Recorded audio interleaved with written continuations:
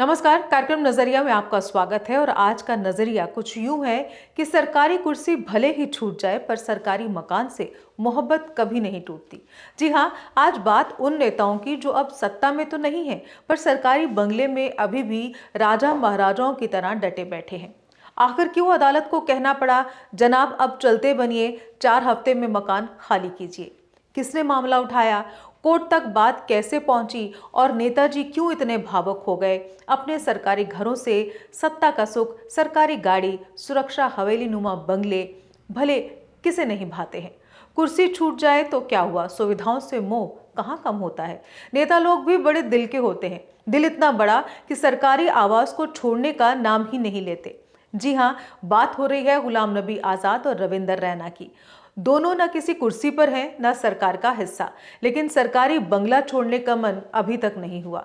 जब नेता स्वेच्छा से ना हटे तो जनता की अदालत वो है ना, जो कभी कभी घर खाली करवाने के लिए सुपरवाइजर की भूमिका में आ जाती है। यही हुआ यहां पर भी। एडवोकेट शेख शकील ने एक जनहित याचिका दायर कर दी। कहा कि पूर्व मंत्रियों और नेताओं से सरकारी आवास खाली करवाया जाए।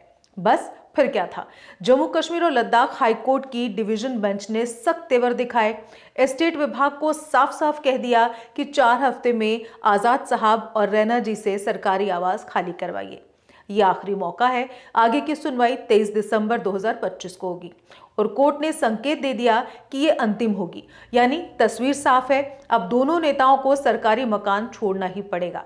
हालांकि वे अकेले नहीं हैं, कई और नेता, कई पूर्व मंत्री और यहां तक कि कुछ पत्रकार भी सरकारी आवासों पर काबिज हैं। कहते हैं एस्टेट विभाग की कोठियां और किराए के बड़े बड़े घर इतने आरामदायक होते हैं कि एक बार कोई इनमें आ जाए तो फिर निकलना बड़ा मुश्किल हो जाता है।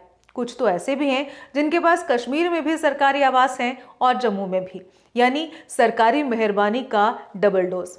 खैर, कोर्ट अब साफ कर चुका है, नेताजी आपका समय पूरा हुआ, अब सरकारी जो घर हैं उन्हें अलविदा कहने की तैयारी कीजिए। तो जनाब, कहानी का सार यही है, सत्ता के सुख भले ही अस्थायी हों, लेकिन नेताओं का सरकारी मकानों से लगाव वो स्थायी बीमारी जैसा होता है। कोर्ट ने अब आखिरी दवाई दे दी है, 4 हफ्ते में घर खाली कीजिए। अब देखना दिलचस्प होगा कि नेताजी आसानी से चाबी सौंपते हैं या फिर सरकारी आवास से विदाई के लिए भी विदाई समारोह की जरूरत पड़ेगी। फिलहाल नजर बनाए रखिए, क्योंकि सरकारी मकान छोड़ने की ये जद्दोजहद भी किसी राजनीतिक ड्रामे से कम नहीं। फिलहाल आज कार्यक्रम नजरिया में बस इतना ही। कल फिर से हाजिर होंगे एक नई टॉपिक के साथ। तब तक आप बने रहिए जेके अपडेट के साथ। मुझे दीजिए इजाजत। नमस्कार। जम्मू कश्मीर की खबरों के लिए जुड़े रहिए जेके अपडेट के साथ।